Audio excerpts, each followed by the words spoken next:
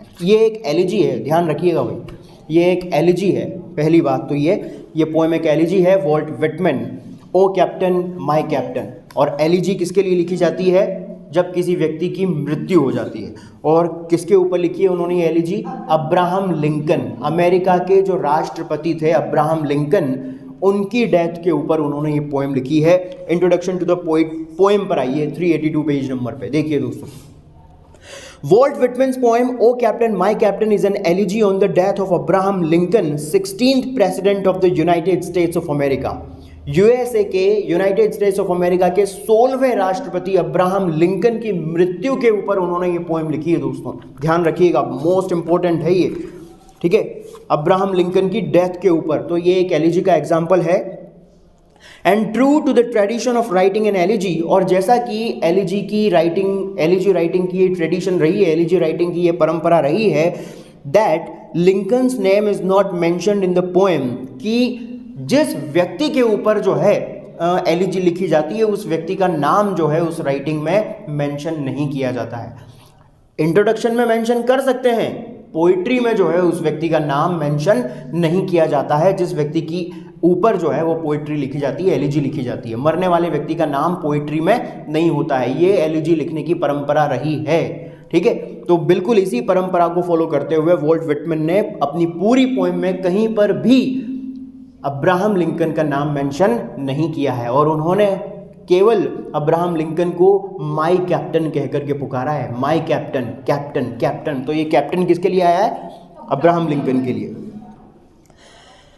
Lincoln is inseparably associated with the civil war in 1861 to 1865। अब इस poem का background समझिए दोस्तों, सबसे इंपॉर्टेंट बैकग्राउंड ये, क्योंकि बैकग्राउंड अगर समझ में नहीं आया तो पोएम आपको बिल्कुल भी समझ में नहीं आएगी। और बैकग्राउंड ये है कि अब्राहम लिंकन जो है वो अमेरिका में जो गृह युद्ध छिड़ा था 1861 से 1865 के बीच में, उससे जुड़े हुए थे, एसोसिएटेड थे, which occupied 4.5 years of his presidency। और ये जो गृह युद्ध चला अमेरिका में, ये उनके 5 सालों के कार्यकाल के लगभग 4.5 साल तक चला था। यानी कि 5 साल के लिए, पहले 5 साल के लिए चुना जाता था अमेरिका का राष्ट्रपति, लेकिन अब 4 साल के लिए चुना जाता है। अब केवल 4 साल का कार्यकाल होता है और केवल 2 ही बार प्रेसिडेंट बन सकता है एक व्यक्ति वहां पे। अपने इंडिया की तरह नहीं है, तीसरी बार, चौथी बार, 5वीं बार नहीं, केवल 2 ही बार, लगातार केवल 2 ही बार, फिर दोबारा चुनाव नहीं लड़ सकता हूं। तो ये है बात। तो ये जो है अब्राहम लिंकन अमेरिका के सिविल वॉर से जुड़े हुए थे कंटिन्यूअसली 1861 से 1865 के बीच में, जो कि उनके राष्ट्रपति कार्यकाल के 4.5 साल तक चला था। यानी कि जब वो प्रेसिडेंट बने थे तब से वो सिविल वॉर शुरू हुआ था और 4.5 साल तक वो सिविल वॉर चला था, पूरे उनके राष्ट्रपति के कार्यकाल तक। Abraham Lincoln was responsible for the preservation of the Union and abolition of slavery in the USA। अब ये सबसे इंपॉर्टेंट बात कि ये सिविल वॉर क्यों चल रहा था? सिविल वॉर इसलिए छेड़ रखा था वहाँ के लोगों ने क्योंकि उस समय 1850 के आसपास जो है अमेरिका में जो स्लेवरी है, दास प्रथा जो है, गुलामी, जो दास प्रथा होती है ना, आपने पढ़ा होगा दास प्रथा के बारे में सोशियोलॉजी वगैरह में। तो ये स्लेवरी जो होती है, तो ये स्लेवरी को जो है वहाँ पे बहुत ज़्यादा इंपॉर्टेंस दिया जाता था। ये दास प्रथा वहाँ पे बहुत ज़्यादा प्रचलित थी अमेरिका में उस टाइम पे। लोगों को, जो निम्न जाति के लोग हुआ करते थे, जैसे कि ज्योग्राफी में आपने पढ़ा होगा, जो निग्रोइड जो लोग होते हैं, पढ़ा होगा ना निग्रोइड लोगों के बारे में, जो अमेरिका में पाई जाती है ये प्रजाति मनुष्य की। तो ये निग्रोइड जाति के लोग जो होते हैं, ये ऐसे लोग होते हैं वहाँ पे जनरली, इनको जो है निम्न दर्जे का काम दिया जाता है करने के लिए, लोग इनके साथ भेदभाव करते हैं। तो इस तरह से गुलामी जो है अमेरिका में बहुत ज़्यादा बढ़ गई थी, दास प्रथा, स्लेवरी। तो उन लोगों का क्या किया जाने लगा था? शोषण किया जाने लगा था। जो उच्च वर्ग के लोग थे वो उन निम्न वर्ग के लोगों का शोषण करते थे, उनको गुलामों की तरह ट्रीट करते थे। स्लेवरी बहुत ज़्यादा बढ़ गई थी, तो इसीलिए उन लोगों ने जो है गृह युद्ध छेड़ दिया, आंदोलन छेड़ दिया उन लोगों ने कि भाई हमें भी जो है हमारे अधिकार चाहिए, हमारे साथ ऐसा व्यवहार होता है, हमारे साथ बुरा व्यवहार करते हैं लोग, ऐसा करते हैं। तो उन्होंने जो है गृह युद्ध छेड़ दिया। तो धीरे धीरे ये आंदोलन जो है इसने गृह युद्ध का रूप ले लिया पूरे अमेरिका में। और अब्राहम लिंकन ने इस आंदोलन को सपोर्ट किया दोस्तों, क्योंकि वो भी यही चाहते थे कि ये स्लेवरी जो है ख़त्म होनी चाहिए। ये बहुत ज़्यादा जो है लोगों को डिस्टर्ब करने वाली परंपरा है, ये ठीक नहीं है, लोगों को गुलाम बनाना, उनसे इस तरह से काम कराना। तो अब्राहम लिंकन भी स्लेवरी के खिलाफ थे और उन्होंने जो है इस आंदोलन को पूरी तरह से सपोर्ट किया। और जब तक ये स्लेवरी ख़त्म नहीं हुई तब तक जो है वो इसके खिलाफ लड़ते रहे अपने जीवन में, और इस स्लेवरी को ख़त्म करके ही दम लिया उन्होंने। इस स्लेवरी को ख़त्म करके ही दम लिया, इस आंदोलन को ख़त्म करके ही दम लिया और लोगों को उनका अधिकार दिलाया। अब्राहम लिंकन ने इस लड़ाई में उन लोगों का साथ दिया। और इसी वजह से अमेरिका के कुछ लोग जो उच्च वर्ग के लोग थे वो उनसे नाराज़ हो गए थे। और इसीलिए क्योंकि अब्राहम लिंकन निम्न वर्ग के लोगों का साथ दे रहे थे, तो इसी वजह से किसी एक व्यक्ति ने जो है उनकी हत्या कर दी थी। उनसे इतना नाराज़ हो गए थे लोग कि इसी वजह से अब्राहम लिंकन की जो है हत्या कर दी गई थी। और जिन लोगों के लिए लड़ाई लड़ रहे थे वो लोग जो है बड़े दुखी हुए, क्योंकि उनकी वजह से ही तो उनको न्याय मिला, उनकी वजह से ही तो उनको अन्याय से छुटकारा मिला, उनकी वजह से ही तो वो इस दास प्रथा से मुक्त हुए। तो उनके लिए तो वो क्या थे? कैप्टन। उनके लिए तो वो क्या थे? कैप्टन, है ना। उनके लिए तो वो गॉड थे। हाँ बिल्कुल सही बात है, उनके लिए तो वो गॉड थे। उन्होंने उनका जीवन चेंज कर दिया, लाइफ चेंज करके रख दी। और जब उनकी इस तरह से मृत्यु हुई, जब उनकी इस प्रकार से हत्या कर दी गई कुछ लोगों के द्वारा, तो वो लोग बड़े दुखी हुए दोस्तों। और उसी दुख का एक एग्जाम्पल ये पोएम है। जब अब्राहम लिंकन की डेथ हुई तो उन्हीं में से एक पोइट हैं वॉल्ट विटमैन, वो भी काफ़ी दुखी हुए थे उस दिन जब उनकी डेथ हुई थी, जब उनकी मृत्यु हुई थी। पूरा अमेरिका जो है शोक में डूबा हुआ था। पढ़ते हैं आगे।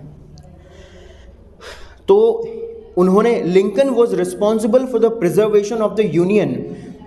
अब्राहम लिंकन ने अपने राष्ट्रपति के कार्यकाल में अपने संघ को प्रिजर्व करना यानी सुरक्षित रखने का काम किया। यानी कि अपने संघ को उन्होंने वो इसके लिए रिस्पॉन्सिबल माने जाते हैं कि उन्होंने अपने संघ को, अपने यूनियन को प्रिजर्व करके रखा, सुरक्षित रखा। यानी शीत युद्ध, गृह युद्ध चल रहा है पूरे देश में, लेकिन उसके बावजूद उन्होंने यूनाइटेड स्टेट्स ऑफ अमेरिका की सरकार को सुरक्षित रखा, उस पर कोई आंच नहीं आने दी। And abolition of slavery in the USA, और साथ ही साथ अपने कार्यों से जो है अमेरिका में स्लेवरी को अबोलिश कर दिया। अबोलिश का मतलब खात्मा कर देना, समाप्त कर देना, अबोलिशन। और साथ ही साथ वो रिस्पॉन्सिबल थे किसके लिए? अमेरिका से स्लेवरी के अबोलिशन के लिए भी वो रिस्पॉन्सिबल थे। यानी कि अपने इस गृह युद्ध, अपने शासनकाल के दौरान चल रहे अमेरिका में इस गृह युद्ध के दौरान उन्होंने दो चीज के लिए महत्वपूर्ण भूमिका अदा की। एक तो उन्होंने यूनियन को भी प्रिजर्व करके रखा, और साथ ही साथ दूसरा सबसे इंपॉर्टेंट काम क्या किया? स्लेवरी को अबोलिश करने का, इस स्लेवरी को, दास प्रथा को समाप्त करने का। Lincoln's courageous leadership during the Civil War gained him respect and affection of the people. और इसी आंदोलन के दौरान, इसी सिविल वॉर के दौरान जो उन्होंने बहादुरी के साथ जो नेतृत्व किया अपने देश का, बहुत ही करेजियस लीडरशिप यानी बहुत ही बहादुरी के साथ इस पूरे सिविल वॉर के दौरान जो उन्होंने इस पूरे बहादुरी के साथ जो नेतृत्व किया अपने देश का, तो इसी नेतृत्व क्षमता ने, यानी इसी बहादुरी ने लोगों को जो है उनकी तरफ आकर्षित किया। इसी वजह से लोग जो है उनसे आकर्षित हुए, उनका इतना सम्मान वो इसीलिए करने लगे, इतना प्यार उनको जो है लोगों का प्राप्त हुआ, उनके लिए काम किया क्योंकि उन्होंने, और वो भी सत्ता में रहते हुए, अमेरिका के राष्ट्रपति रहते हुए, पूरे अपने राष्ट्रपति के कार्यकाल के दौरान जो है उन्होंने ये लड़ाई लड़ी, लोगों को सपोर्ट भी किया। इस दौरान काफ़ी विरोध भी झेलना पड़ा, लेकिन उन्होंने इस स्लेवरी को ख़त्म करके ही दम लिया दोस्तों। तो इसीलिए लोग जो है उनसे जुड़े, उनसे प्यार करने लगे, उनके प्रति जो है इतना सम्मान व्यक्त करने लगे, इतना प्रेम, इतना अफेक्शन जो है लोगों के मन में उनके प्रति प्रोड्यूस हुआ। इसके बाद में आप आइए नेक्स्ट पैराग्राफ की 3rd नंबर की लाइन पर। Lincoln's first and greatest principle मिली। Lincoln's first and greatest principle was that no internal dispute must be allowed to break up the Union. Abraham Lincoln का सबसे पहला और सबसे महान सिद्धांत अपने जीवन का ये था कि किसी भी राष्ट्र में या किसी भी यूनियन में, किसी भी संघ में किसी भी प्रकार का ऐसा आंतरिक डिस्प्यूट, आंतरिक विवाद नहीं होना चाहिए जो उस संघ को ब्रेकअप करके रख दे, तोड़ करके रख दे। उनका ऐसा मानना था, क्योंकि पॉलिटिकल व्यक्ति थे, राजनेता थे, है ना, बहुत बड़े स्टेट्समैन थे, तो इसीलिए उनका ऐसा सिद्धांत था अपने जीवन का कि कम से कम जिस संघ में आप रह रहे हो उस संघ के अंदर किसी भी प्रकार की ऐसी आंतरिक कलह नहीं होनी चाहिए जो उस संघ को तोड़ करके रख दे। तो इसीलिए उन्होंने क्या किया, इस कलह को ख़त्म करने का भी काम किया और अपने देश को सुरक्षित बचा लिया। दोस्तों,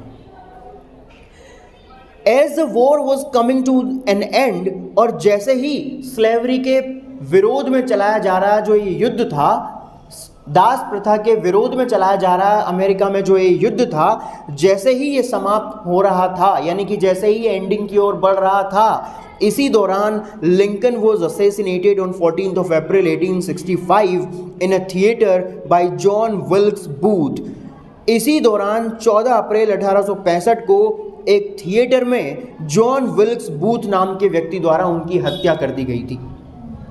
14 अप्रैल 1865 को इस व्यक्ति के द्वारा जो है उनकी हत्या कर दी गई थी। And Lincoln was buried at his old house at Springfield on 4th of May 1865। और उसके बाद 4 मई 1865 को अब्राहम लिंकन को उनके पुराने घर में ही जो है दफना दिया गया था। 14 अप्रैल को डेथ हुई और 4 मई को दफनाया। सोचो आप, 20 दिनों के बाद। वो इसलिए क्योंकि पूरे अमेरिका में जो है लोगों ने मतलब ऐसे जैसे दर्शन वगैरह करवाते हैं ना अपन इससे, तो बहुत सारे लोग इस वजह से थोड़ा टाइम लगा, या फिर इस वजह से, या फिर उनके गांव ले जाने की वजह से, जहाँ भी उनका पुराना मकान था वहाँ ले जाने की वजह से, तो प्रिजर्व करके रखते हैं बॉडी को, फिर वरना बॉडी जो है सड़ना शुरू हो जाती है, डिकम्पोज होना शुरू हो जाती है। The immediate need for writing the poem was the sad occasion of sorrow and victory. अब देखिए दोस्तों, अब्राहम लिंकन के द्वारा सपोर्ट किया हुआ यह आंदोलन चल तो रहा था, समाप्ति तक पहुंचने ही वाला था, इसका एंड होने ही वाला था कि उससे पहले ही जो है अब्राहम लिंकन की हत्या कर दी गई इस व्यक्ति के द्वारा। और उसके बाद उनकी हत्या होने के बाद, जब उनकी डेथ हो गई थी, उसके बाद जब ये स्लेवरी पूरी तरह से ख़त्म हो गई, तो उस जश्न को अब्राहम लिंकन देख नहीं पाए दोस्तों, जिसकी वजह से लोगों को ये आज़ादी मिली, जिसकी वजह से लोगों को उनके अधिकार मिले, जिसकी वजह से ये स्लेवरी ख़त्म हुई, वही इंसान उन लोगों के जश्न में शामिल नहीं था, वही इंसान उन लोगों के जश्न को, उन लोगों की खुशी को महसूस नहीं कर पाया और उससे पहले ही वो चला गया छोड़ करके उनको। तो यही ओकेजन था इस पोएम को लिखने का वॉल्ट विटमैन के पीछे, है ना। The immediate need for writing the poem, इस पोएम को लिखने के पीछे जो इमीडिएट नीड थी वॉल्ट विटमैन की, वो यही दुख से भरा हुआ अवसर था, ऑफ सोरो, दुख का अवसर, इन विक्ट्री, विजय में। यानी कि लोगों को विक्ट्री तो मिल गई थी, दास प्रथा समाप्त तो हो गई थी, लेकिन उस जीत के जश्न में वो व्यक्ति ही शामिल नहीं था जिसने इस यात्रा को पूरा करने में अहम भूमिका निभाई थी, यानी कि अब्राहम लिंकन। वही इस जश्न में शामिल नहीं थे। तो कैसा जश्न मनाए लोग, बड़े दुखी थे, बड़े परेशान थे, है ना। तो विक्ट्री में खुशी का माहौल तो था, लेकिन बहुत बड़ा दुख भी जो है सामने था। तो ऐसे माहौल में, ऐसा था उस टाइम पे अमेरिका का माहौल, तो उसी माहौल को फील करके, उसी एटमॉस्फेयर को फील करके वॉल्ट विटमैन ने ये पोएम लिखी है दोस्तों। The USA had paid a very heavy price, और इस प्रकार से अब्राहम लिंकन की डेथ के रूप में यूनाइटेड स्टेट्स ऑफ अमेरिका ने स्लेवरी के अबोलिशन का एक बहुत ही भारी कीमत चुकाई थी। यानी स्लेवरी का अबोलिशन तो हो गया, दास प्रथा समाप्त तो हो गई, लेकिन उसकी एक बहुत बड़ी कीमत चुकाई थी अमेरिका ने अब्राहम लिंकन की डेथ के रूप में। The captain was president Lincoln, और इस पोएम में जो कैप्टन है वो प्रेसिडेंट लिंकन थे, who held office during the American civil war, जिन्होंने अपने पूरे राष्ट्रपति के कार्यकाल के दौरान अमेरिका के सिविल वॉर जब चल रहा था वहाँ पे, तो उस दौरान अपने ऑफिस में बैठ करके उन्होंने बहुत ही सुरक्षित तरीके से, बहुत ही शांति के साथ काम किया, and was murdered just when he had made victory certain, और जब उन्होंने विजय निश्चित कर दी थी अपने इस आंदोलन की, उससे पहले ही उनकी जो है मृत्यु हो गई, उससे पहले ही जो है उनका मर्डर कर दिया गया दोस्तों। तो ये है पोएम अब्राहम लिंकन की डेथ के ऊपर। और अब्राहम लिंकन की मर्डर क्यों किया गया? क्योंकि उन्होंने उन लोगों के लिए काम किया, क्योंकि उन लोगों ने जो है स्लेवरी को जो ख़त्म करना चाह रहे थे उनका साथ दिया, बस इसीलिए उनकी जो है मर्डर कर दिया गया। तो इस तरह से स्लेवरी ख़त्म तो हो गई, लेकिन एक बहुत बड़ी कीमत चुकाई अमेरिका ने उसके लिए अब्राहम लिंकन की डेथ के रूप में।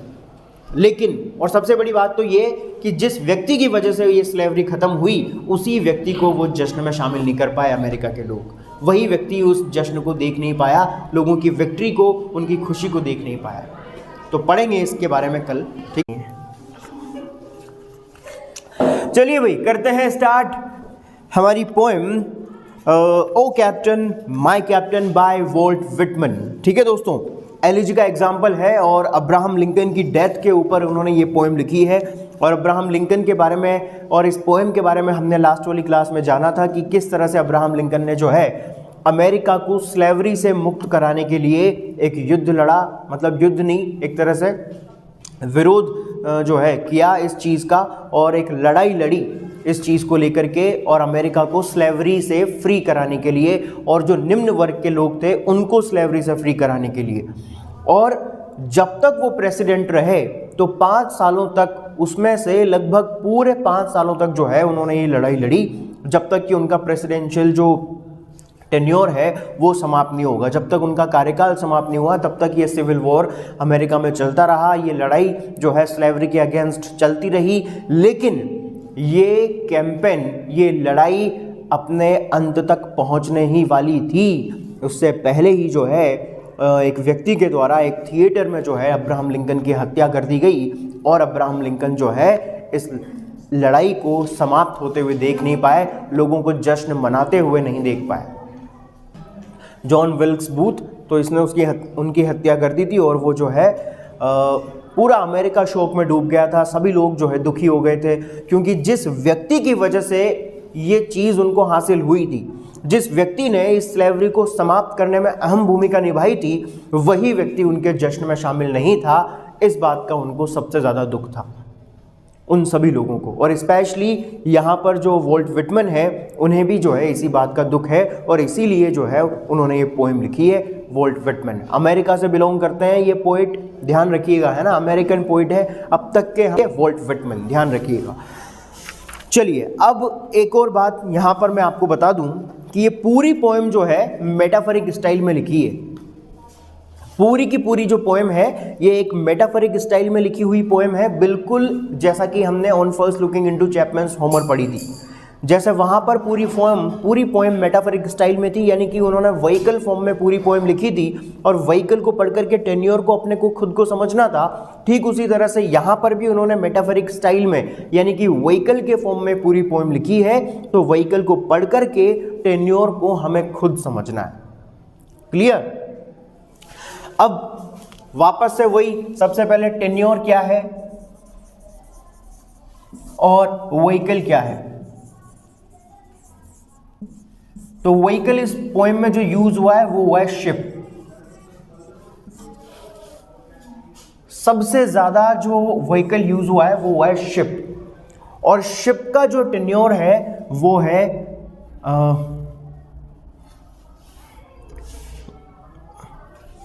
वो जो एक्सपेडिशन उन्होंने चलाया था, जो लड़ाई उन्होंने लड़ी थी स्लेवरी के अगेंस्ट में, वो लड़ाई, तो एक्सपेडिशन या फाइट,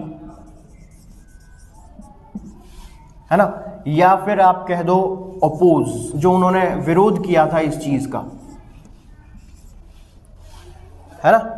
तो एक्सपेडिशन जो उन्होंने चलाया था, जो अभियान उन्होंने चलाया था, जिस आंदोलन की शुरुआत उन्होंने की थी, जिस लड़ाई की शुरुआत उन्होंने की थी, वो लड़ाई उसको तो कंपेयर किया है उन्होंने शिप से। और शिप पे क्या होता है? कैप्टन होता है। शिप को, पूरे शिप को कंट्रोल करने वाला कैप्टन होता है ना, शिप का कैप्टन। तो कैप्टन, एक टेन्योर है यहां पर कैप्टन। अब कैप्टन का, सॉरी, एक व्हीकल है कैप्टन जिसका टेन्योर है अब्राहम लिंकन खुद। अब्राहम लिंकन,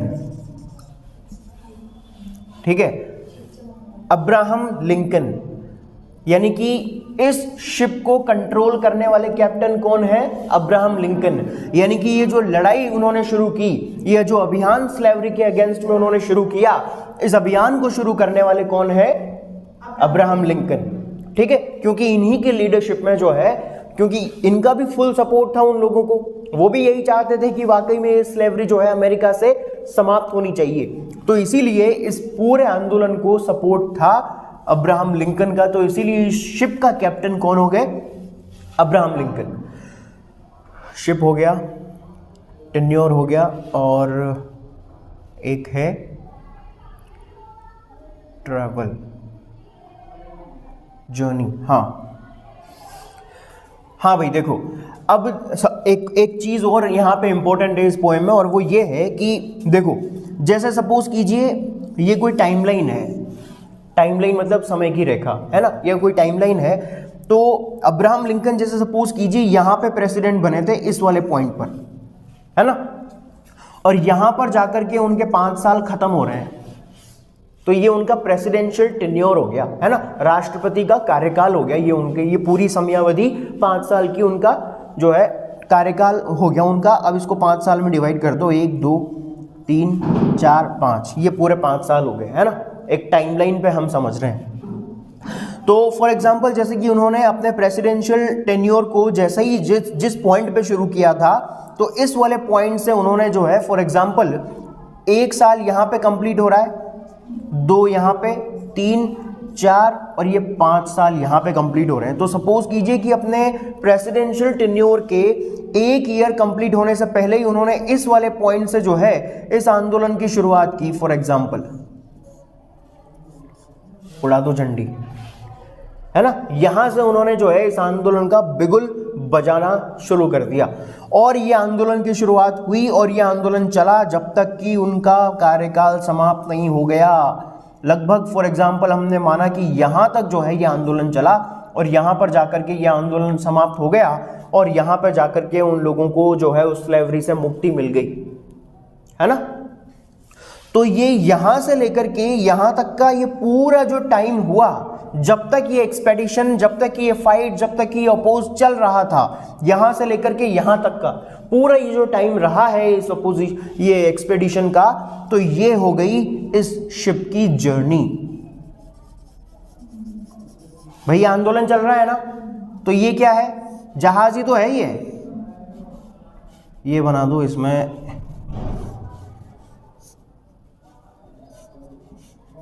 जो भी है। अब यहां तक ये जो जहाज चला है, अब ये जहाज यानी इस आंदोलन की शुरुआत, यानी कि शिप की शुरुआत, चलने की शुरुआत यहां से हुई थी। अब यहां तक धीरे धीरे चलते चलते चलते चलते चलते चलते ये शिप यहां पर पहुंचा, और यहां पर पहुंच करके इस जर्नी यानी कि इस आंदोलन की शुरुआत मतलब समाप्ति हो गई यहां पहुंच करके। इसका मतलब ये एक्सपेडिशन जितने टाइम तक चला है, तो उसकी जो समयावधि है, उस समयावधि को इस जहाज की जर्नी कहा गया है। ठीक है, एक्सपेडिशन तो शिप हो गया, कैप्टन अब्राहम लिंकन हो गए, और इस एक्सपेडिशन रूपी जहाज को यहां से यहां तक पहुंचने में जितना समय लगा, तो उस समय को कंपेयर किया गया है जर्नी से। और जर्नी किसकी? इस जहाज की। ठीक है, बस ये 3 व्हीकल अपने को इस पूरी पोएम में ध्यान रखने हैं, और ये 3 टेन्योर आप इनके ध्यान रखिएगा। ठीक है, शिप यानी कि एक्सपीडिशन जो उन्होंने स्लेवरी के अगेंस्ट में चलाया था, कैप्टन जो इस जहाज के कैप्टन हैं यानी कि अब्राहम लिंकन जो उस आंदोलन का नेतृत्व कर रहे थे, और यहां से यहां तक पहुंचने में इस शिप को, यानी कि इस आंदोलन को यहां से यहां तक, शुरुआत से समाप्ति तक पहुंचने में जितना समय लगा, उस टाइम की ड्यूरेशन को उन्होंने इस जहाज की जर्नी से कंपेयर कर दिया है। ठीक है, चलिए अब आते हैं पोएम के ऊपर। पेज नंबर 379, मीनिंग्स लिखिए सबसे पहले। ओ कैप्टन माय कैप्टन, अरे कैप्टन मेरे कैप्टन। फियरफुल, डरावने, डर से भरे हुए, डरावनी या डर से भरी हुई। फियरफुल ट्रिप यानी कि डर से भरी हुई यात्रा। इज डन यानी कि has been completed. Is done means has been completed.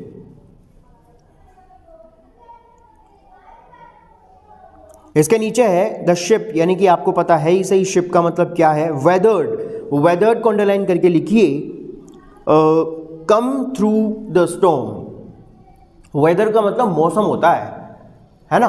तो वेदर को जब हम एज अ वर्ब जब यूज करते हैं तो इसका मतलब होता है सभी तूफानों से निकल करके बाहर आ जाना, सभी तूफानों को पार कर जाना। जैसे कि यही वर्ड हमने उसमें भी पढ़ा था, बताओ कौन सी पोएम में पढ़ा था, बताओ। वो फर्स्ट वाले में। कौन सी फर्स्ट? नहीं, सेकंड कौन सी? वो ऊपर चढ़ा था। कहाँ चढ़ा था ऊपर? वो सभी तूफानों से लड़ते हुए ऊपर चढ़ा था, वो इवनिंग को देखने के लिए। वही तो है। या फिर पिछले साल की बात करो, थर्ड नंबर उसमें थी on receipt of my mother's picture, उस वाली पोएम में पढ़ा था हमने। नहीं, उसमें क्या है कि आपको याद होगा कि लास्ट वाला जो पार्ट हमने पढ़ा था, तो लास्ट वाले पार्ट में उन्होंने अपने मदर और फादर के बारे में बात की थी, है ना। उसमें उन्होंने कंपैरिजन किया है लास्ट वाले पार्ट में कि भाई मेरी जो मदर है वो इंग्लैंड के इस कोस्ट को पार करके मेरी मदर रूपी जो शिप है, यानी कि उन्होंने अपनी मदर की स्पिरिट को एक शिप से कंपेयर किया था। तो उनका ये जो शिप है इस एल्बियन कोस्ट को क्रॉस करके किसी ऐसे द्वीप पर चला गया है जहां पर असीम शांति है, और उस द्वीप को उन्होंने कंपेयर किया है हेवन से। यानी कि उनकी मदर की स्पिरिट कहां चली गई है मरने के बाद? हेवन में। तो ये हेवन को, यानी कि उनकी मदर की स्पिरिट को इस धरती से हेवन तक जाने का ये जो प्रोसेस है, इस प्रोसेस को उन्होंने कंपेयर करते हुए बताया है कि उनकी मदर का ये जो शिप है ये इंग्लैंड के इस कोस्ट से पूरे महासागर को और पूरे महासागर में उठने वाले तूफानों को पार करते हुए किसी ऐसे द्वीप के किनारे चला गया है जहां पर किसी भी प्रकार की कोई समस्या नहीं होती है, जहां पर असीम शांति है, जहां पर सभी लोग खुशी से रहते हैं। तो ऐसे किसी स्थान पर जो है मेरी मदर का शिप चला गया है और वहां पहुंच करके वो बहुत ही खुश हैं।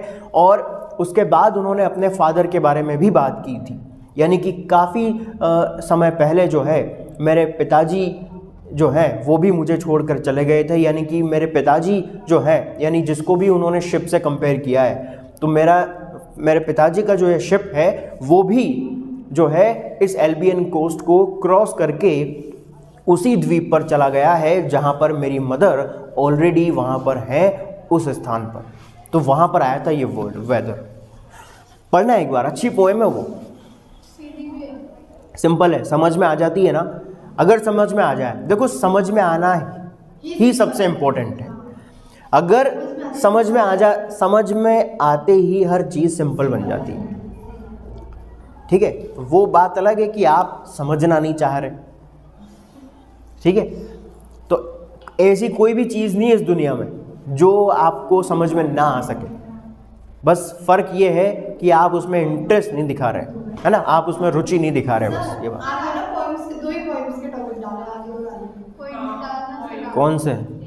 हाँ, वो टॉपिक बताएंगे यार, बताएंगे यहीं पे डिस्कस करना है अपने को, क्लास में भी डिस्कस करना है। देखिए भाई, वेदर को अंडरलाइन करके लिख लीजिए, कम थ्रू द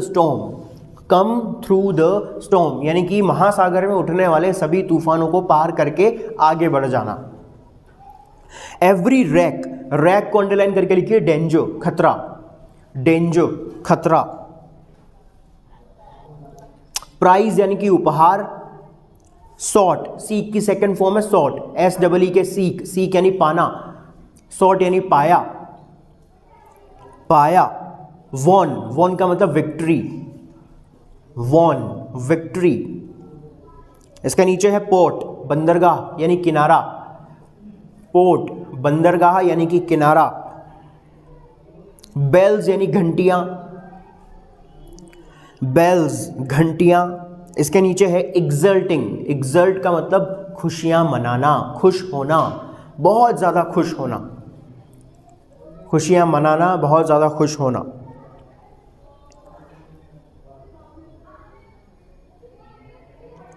स्टडी, कील, कील को अंडरलाइन करो, कील, कील को अंडरलाइन करके लिखिए जहाज का स्ट्रक्चर, स्ट्रक्चर ऑफ शिप। जहाज का जो ढांचा होता है, स्ट्रक्चर जो होता है, उसको बोलते हैं structure, the structure of ship. Vessel, vessel को अंडरलाइन करके लिखिए शिप, वेसल यानी कि शिप।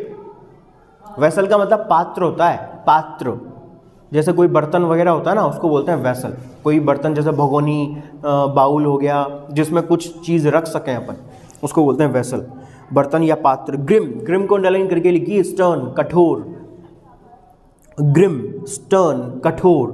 डेयरिंग, डेयरिंग यानी ब्रेव, बहादुर। इसके लाइन नंबर 6 पे आइए, ब्लीडिंग, ब्लीडिंग यानी कि खून निकलना, ब्लीडिंग खून का बहना। ड्रॉप्स यानी बूंदें, ड्रॉप्स बूंदें। क्या होया? सिर्फ 30 मिनट क्यों बोलते हो आप? क्या? 30 मिनट क्यों बोलते हो? मेरा तो काम है ना। काम सर टफ वाली बोल दिया करो, टाइम कम लगेगा। मैं तो, जो आपको आता है आप मत लिखो, जो आपको नहीं आता है आप मत लिखो, जो नहीं आ रहा है वो लिख लो। आप सारे क्यों लिख रहे हो? जो आपको आता है भाई, हाँ ये तो मुझे आता है, ठीक है। रेड का लाल सर ये तो सबको आता है, फिर जिसको नहीं आता वो उसको इंग्लिश छोड़ देंगे। बस वही वाली बात है। चलो ठीक है, देखो आगे, आगे नीचे वाली लाइन में लिखा हुआ है डेक। अब देखो डेक क्या होता है, ये देखा होगा आपने, किसी जहाज को आपने देखा होगा। टाइटैनिक मूवी देखी, देखिए टाइटैनिक, टाइटैनिक में वो पोज बड़ा फेमस है,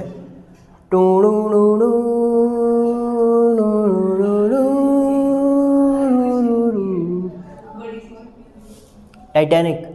तो आगे वो बिल्कुल पॉइंट पे जाके ऐसे करते हैं। कैसे करते हैं? हाँ मतलब ऐसे हाथ फैला के हवा उसको फील करते हैं, हवा। हाँ एग्जैक्टली एग्जैक्टली। देखो क्या होता है, नहीं नहीं, उसको डेक नहीं बोलते, उसको डेक नहीं बोलते। देखो क्या होता है, आपने देखा होगा ये ऐसे, ये जहाज का स्ट्रक्चर होता है। आगे की साइड से बता रहा हूँ मैं, पीछे से नहीं। आपने देखा होगा यहाँ पे जो है एक वो ड्राइवर जैसी सीट बनी रहती है, जहाँ पे कांच वांच लगे रहते हैं। यहाँ कैप्टन बैठ करके जहाज को कंट्रोल कर रहा होता है इस तरह से, है ना। और इसमें से जब वो इस दरवाजे को खोल करके बाहर इस पे उतर सकता है आराम से। ये नीचे एक फ्लैट होता है, ऐसे फ्लोर होता है इस पे, यहाँ पे नीचे, जिस पे आराम से एक व्यक्ति चल सकता है। और यहाँ पे ऐसे रेलिंग लगी रहती है इसकी, ताकि कोई गिरे नहीं, है ना। और लेकिन नीचे तो फर्श रहता है। तो सामने की तरफ जहाज में जो खुला एरिया रहता है ना, ये वाला, जहाँ पे अपन आराम से चल सकते हैं, रेलिंग पकड़ के खड़े हो सकते हैं, है ना, चारों तरफ देख रहे होते हैं, इसको बोलते हैं डेक। ये होता है डेक, ठीक है।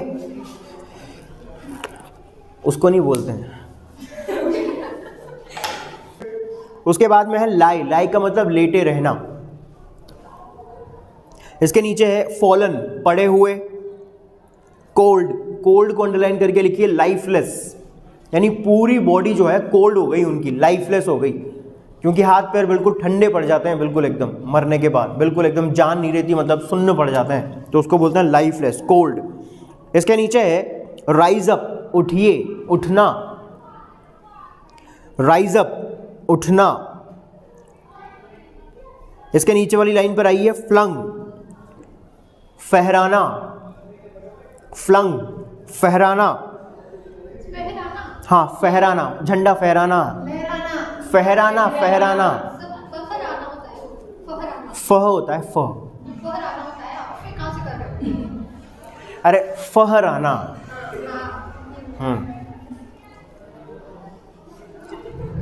फहराना। इसके नीचे वाली लाइन में है बगल, ये है बिगुल, बिगुल, बिगुल है ये, बिगुल, बगल मीन्स बिगुल, बिगुल बजते हैं ना वो, हाँ मतलब जैसे भी बजता हो। इसके नीचे है बुकी, ये बुकी है भाई, बुकी वो, हाँ वो वाला जो देते हैं ना अपन, गुलदस्ता किसी को देते हैं, है ना, अलग अलग जो ऐसे नीचे से डिज़ाइन टाइप, बुकी, किसी भी अवसर पर। किसका? ट्रिल यानी बजना, इसको भी लिख लो भाई, ट्रिल, ट्रिल को अंडरलाइन करके लिख लीजिए, बजना, बजना, ट्रिल मतलब बजना। बुकी, बुकी मतलब वो गुलदस्ता। रिबन, रिबन्ड रेड्स, रिबन का मतलब रिबन लगी हुई, रेड मतलब मालाएं, रिबन लगी हुई मालाएं, यानी कि वो जितने भी लोग वहाँ पे स्वागत के लिए खड़े हुए थे उनके हाथ में मालाएं थी और उनमें रिबन लगे हुए थे, यानी डेकोरेटेड थी वो बढ़िया अच्छी तरह से, जैसे वरमाला डेकोरेटेड करके देते हैं ना, उसमें बढ़िया अच्छी तरह रिबन, वो सोने चांदी की वो चमकीली चमकीली पन्नियाँ सब लगा करके ऐसे चम चम चम चम, और भी पता नहीं जाने क्या क्या चीज़ें ढा करके। क्या?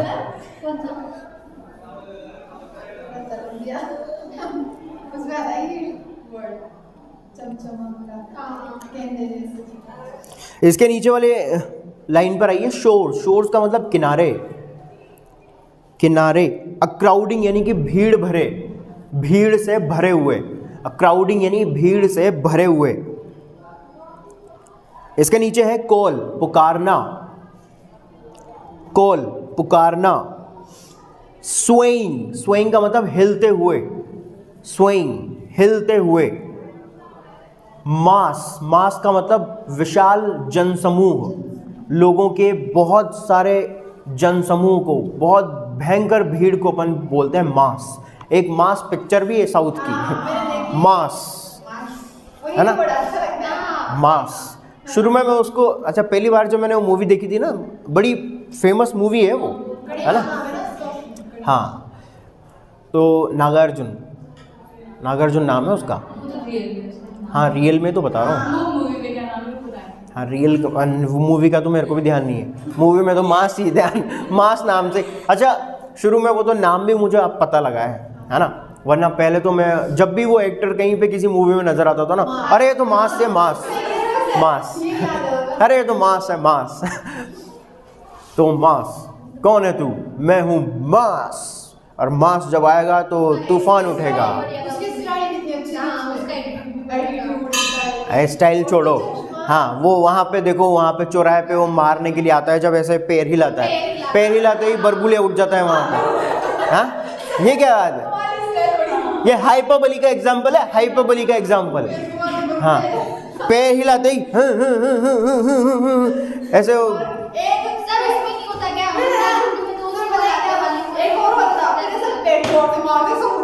हाँ पैर जोर से मारते और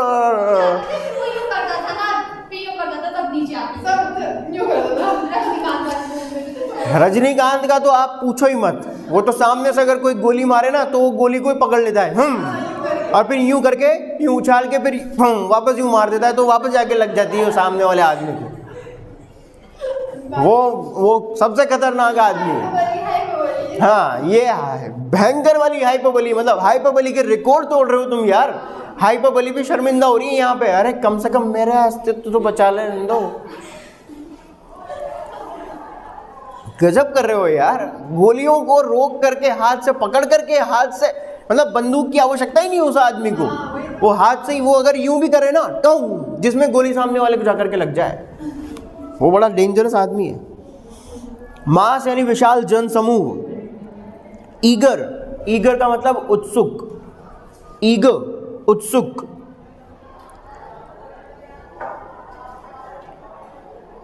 लाइन नंबर 14 पर आइए। दिस आर्म, आर्म का मतलब हाथ, भुजा। बीनीथ यानी के नीचे, बीनीथ के नीचे।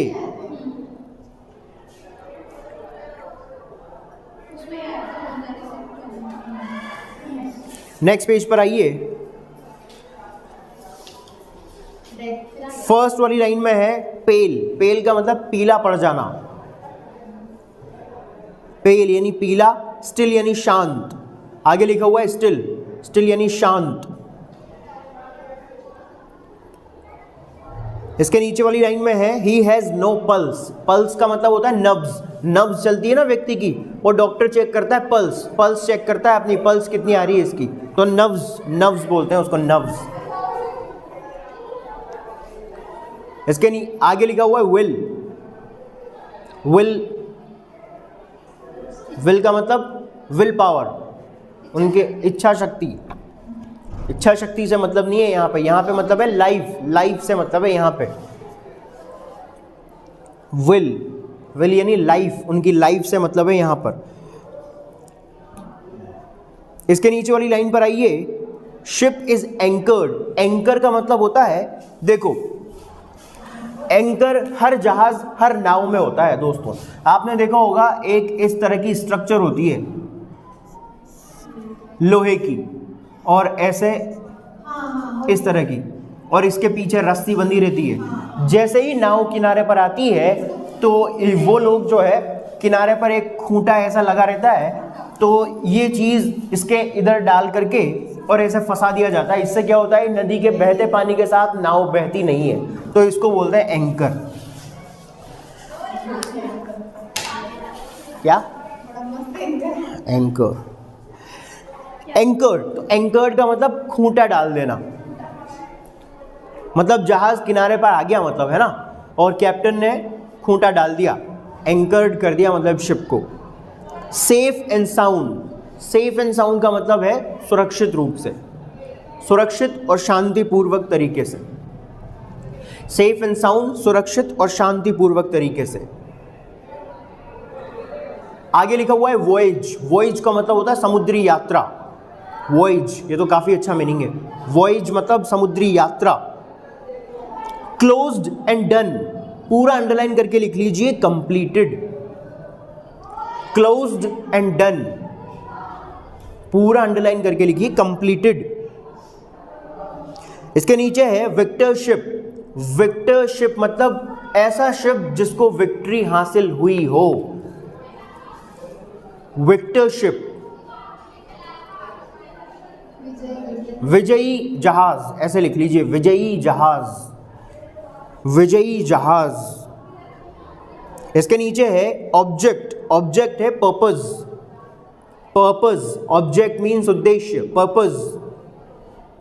वन यानी विक्ट्री, वन यानी विक्ट्री। इसके नीचे है एक्सल्ट। पहले लिख चुके हैं अपन, एक्सल्टिंग, खुश होना, बहुत ज़्यादा, एक्सट्रीमली हैप्पी, बहुत ज़्यादा खुश होना। शोर्स यानी किनारे। रिंग, बजाना। बेल्स, घंटियां। इसके नीचे है मॉर्नफुल। मॉर्नफुल का मतलब दुख से भरा हुआ, शोक से भरा हुआ, दुख या शोक से भरा हुआ। ट्रेड, ट्रेड का मतलब है यहाँ पे चाल से, वो पैरों की जो चाल होती है, ट्रेड, चलना, चलना। ट्रेड मतलब चलना। इसके नीचे है डेक। डेक का मतलब वही front open part of the ship. Lie का मतलब लेटे रहना। कोल्ड यानी लाइफलेस। फॉलन यानी पड़े रहना। ठीक है, पढ़ेंगे फिर कल कंप्लीट हो जाएगी पोएम। सिंपल सी पोएम है।